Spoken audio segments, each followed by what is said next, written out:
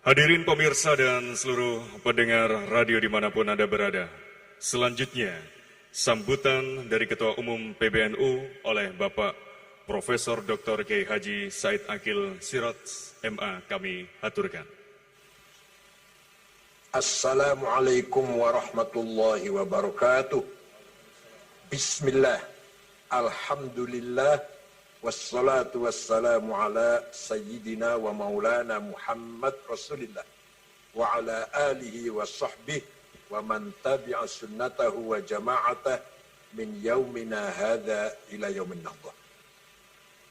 Sahibul Fadilah Hadratul Mukarram Mustasyar PBNU, Wakil Presiden Republik Indonesia Hadratul Syekh Profesor Dr. Kiai Haji Ma'ruf Amin A'azzahullah wa tala baqa'ah. Yang saya hormati Al-Mukarram Hadratul Syekh Ar-Ra'isul Am Kiai Haji Muftal Akhyar Hafidhahullah, Ibu Menteri Ida Fauzia, alumni Tabak Beras Hafidhahullah, Dubes Aljazair, Ibu Maksusah yang berbahagia, Ketua NU Jawa Timur, Ya Haji Marsyid Mustamar, yang akan memberikan ceramah, Al-Allamah, Ya Haji Baha Nur Salim, Gus Baha Nur Salim, seluruh ahli baitil atiq, min ahli baitil marhum al-maghfurlah, Bah Hadratus Syekh Kimbah Kiai Wahab, Ibu Mahfudzah, Dr. Hasib Wahab, Ibu Munjidah, Ibu Hizbiyah, wa baqi usrah, hafizahumullah. Keluarga besar Tabak Beras, Badan Otonom, terutama muslimat, ketua muslimat yang kebetulan jadi gubernur Jawa Timur, insya Allah calon presiden RI tahun 2024. Saya dukung penuh, saya turun kampanye kalau mau maju presiden. Dan sudah terbukti kita dukung wakil presiden berhasil. Insya Allah kalau untuk Bu Hovifah berhasil insya Allah. Dan Ansor, Pagar Nusa, Bergunu, Wakil Badan Otonom yang kami hormati. Mbak Wahab banyak sudah ceritakan, tapi yang saya tahu, saya tidak akan mengulang yang sudah disampaikan.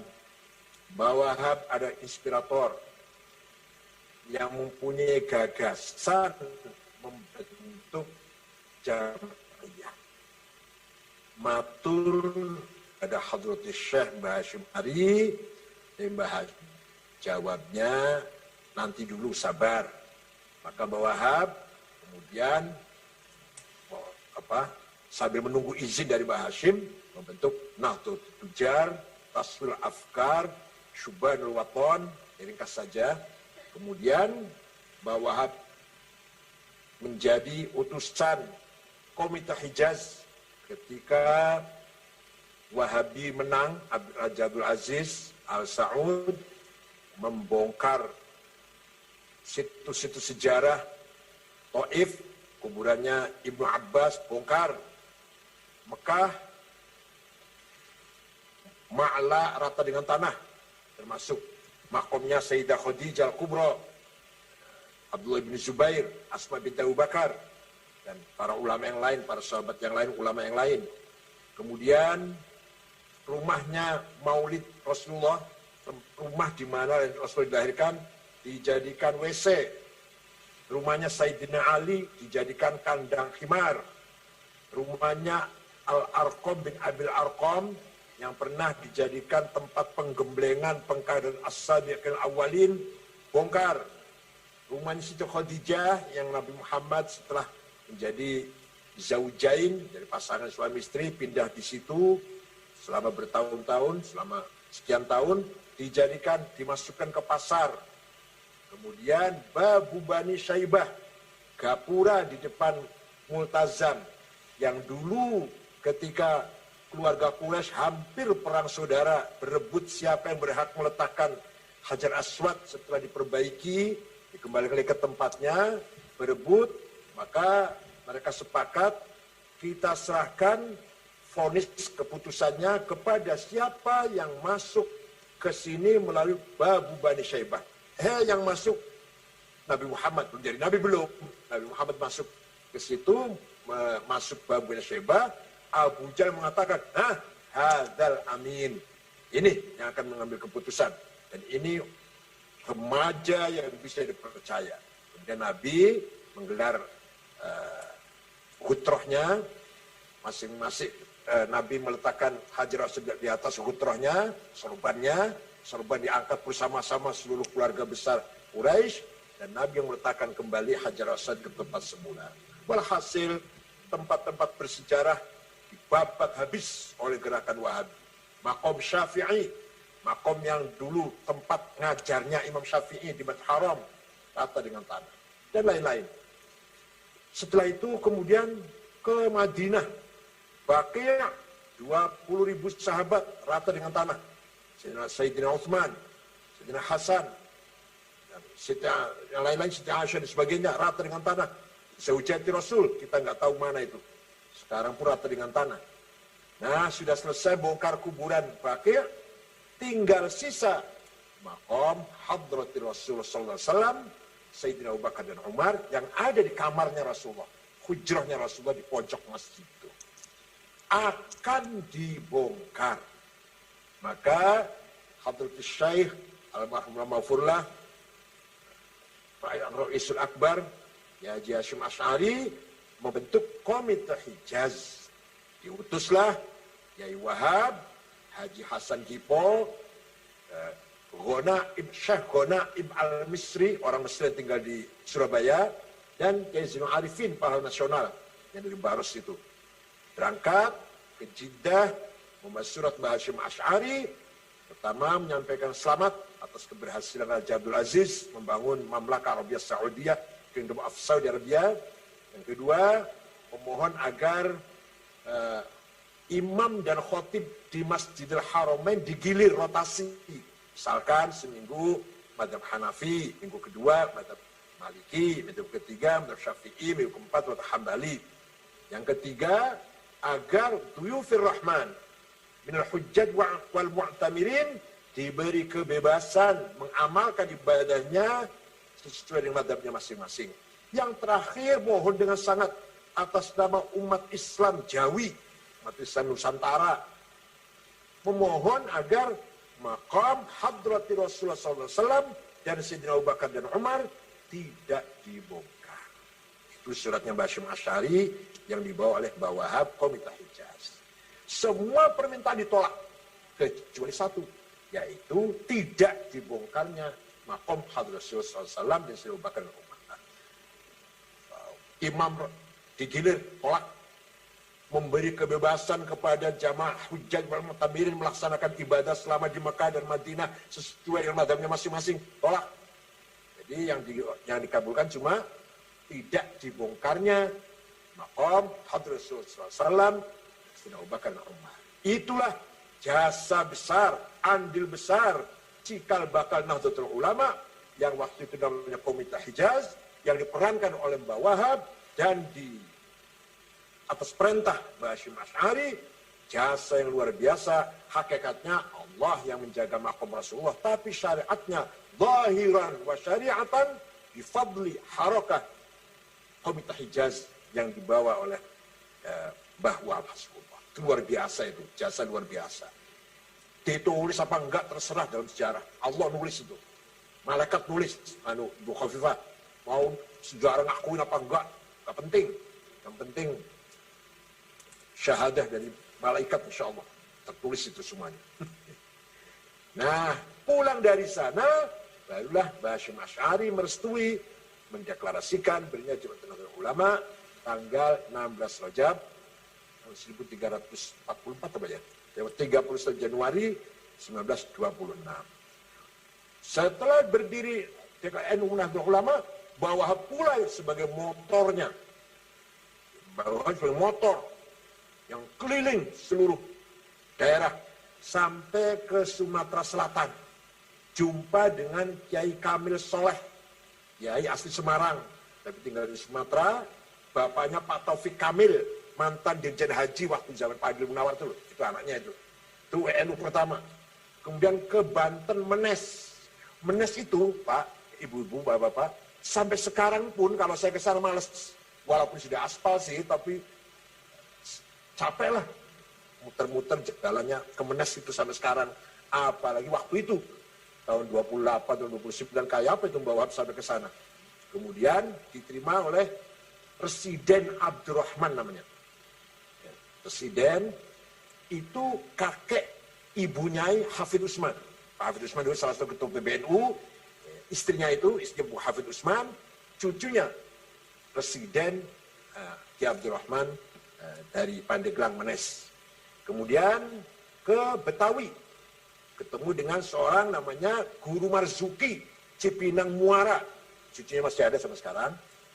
Berangkat lagi atau muter lagi ke Majalengka, jumpa dengan Kiai Abdul Halim, Limundik, bapaknya Ketua Pergunu, bapaknya Pak Asep Saifuddin, Mojokerto itu, Pacet itu, bapaknya itu, temannya Mbak Wahab waktu di Mekah.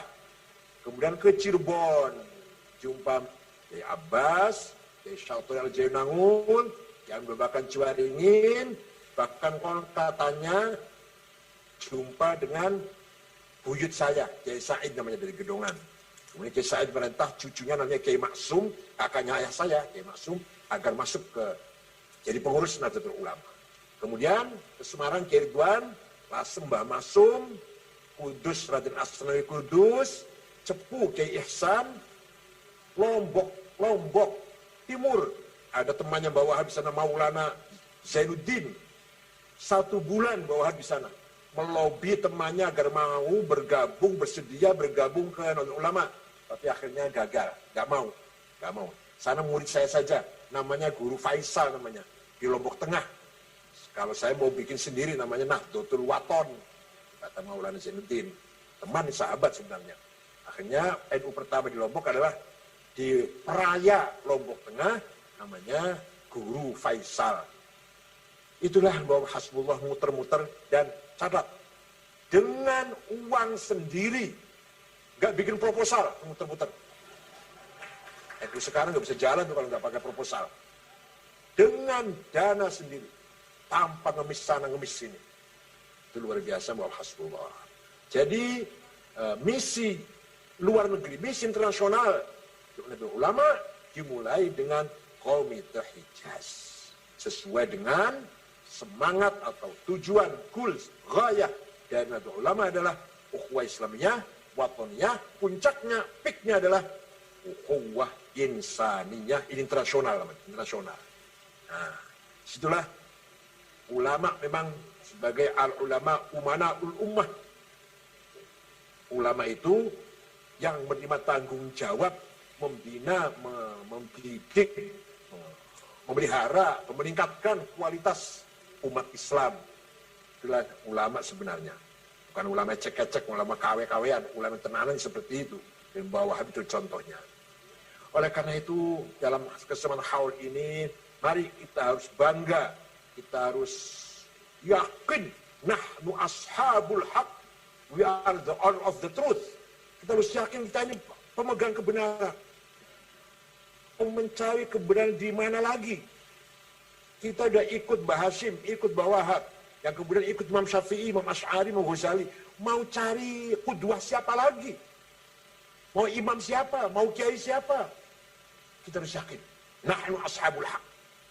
Nah, kemudian kita singkat saja, waktu Muktamar Jombang tahun 2015 punya tema memperkokoh Islam Nusantara untuk perdamaian dunia. Itu juga mimpi saya, mimpi itu lamunnya saya, bagaimana dengan semangat Islam Nusantara ini kita bisa menjadi penengah juru damai, terutama di Timur Tengah yang sudah 40 tahun perang saudara nggak pernah selesai. Alhamdulillah baru saja kemarin, hari apa kemarin dong? Hari Senin sore tanggal 29, saya diajak bicara konferensi Palestina. Undang resmi dari Qadil Qudah, Syekh Mahmud Al-Habbash. Sampai dubesnya datang sini kantor agar kita ikut bicara. Alhamdulillah kita ikut bicara menjelaskan sikap Nahdlatul Ulama selalu bersama Palestina dan menolak Safqatul Qarn. Apa ya terjemahannya yang ada terleksi lelang abad 21. Jadi Donald Trump punya konsep akan memberi uang 50 miliar dolar selama 4 tahun.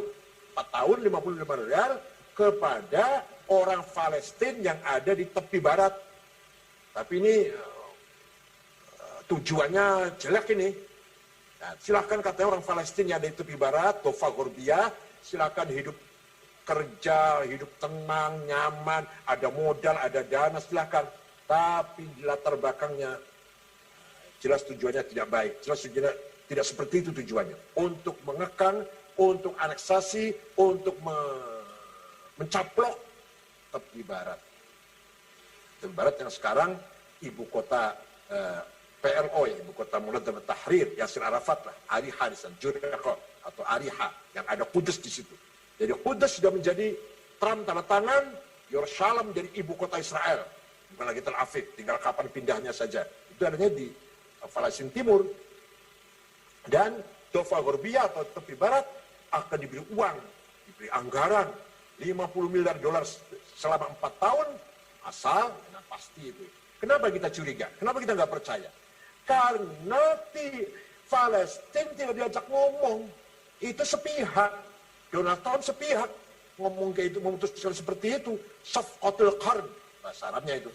Pelelangan abad 21. Palestina nggak diajak ngomong. Berarti jelas niatnya busuk. Jelas niatnya ada niat yang busuk di belakang itu. Kemudian alhamdulillah NU sudah memberikan sikapnya dengan tegas dan jelas, tanpa basa-basi, tanpa tedeng aling-aling, bahwa Amerika yang konon katanya kampion demokrasi, kampion hak asasi manusia, human right, ternyata di sana masih ada diskriminasi, rasis, yang putih menghina yang hitam. Dan itu bukan hanya terjadi satu kali, yang kemana ada terbunuh itu bukan hanya sekali itu, sudah ratusan orang hitam dibunuh seenaknya oleh polisi-polisi kulit putih itu. Maka itulah apa yang terjadi di Amerika. Terakhir, kalau tadi Bu Gubernur berbicara tentang kita adalah berperan besar membangun nasionalis religius, sayang Pak, betul kita ini Indonesia ini nasionalis religius. Tapi kalau bagi-bagi kue yang dapat nasionalis, yang religius kurang, nggak dapat. Kalau dapat bagi-bagi kue, bagi rezeki, yang dapat yang nasionalis, yang religius, gigit jari, NU nggak pernah dapat apa-apa. Begitu Orde Baru, dulu NU ikut membangun Orde Baru, yang dapat anggaran besar, pendidikan, satu pendidikan saja, Unmer mana Malang, itu siapa itu? Punya siapa itu? Kalau di Surabaya Wijaya Kusuma, punya siapa itu? Mana ada pesantren yang dapat anggaran ketika Orde Baru pada ikut membangun Orde Baru, membentuk Orde Baru. Walhasil religius, nasionalis, religius. Tapi kalau sudah menang, berhasil, nasionalis yang kenyang, religius yang la haula wa la quwata. Allahumma fil wahlamhu wa'afi anhu waj'al jantam awatma. Mudah-mudahan zuriyah Mbah Wahab diberi kekuatan lahir batin, meneruskan perjuangan Mbah Wahab. Begitu pula kami semuanya, warga NU atau pengurus NU, siap melanjutkan amanah yang sangat berat dan mulia ini, amanah Mbah Hashim Asy'ari, amanah Mbah Wahab, amanah Mbah Bisam Suri, dan para ulama lain. Insyaallah, Allah ma'ana, la takhaf wa la tahzan. Tidak usah sedih, tidak usah bingung. Allah selalu bersama kita, selama kita madumna ala tariqil haq. Insyaallah. Mohon maaf, syukran wa dumtum fi khairil barakati wan najah.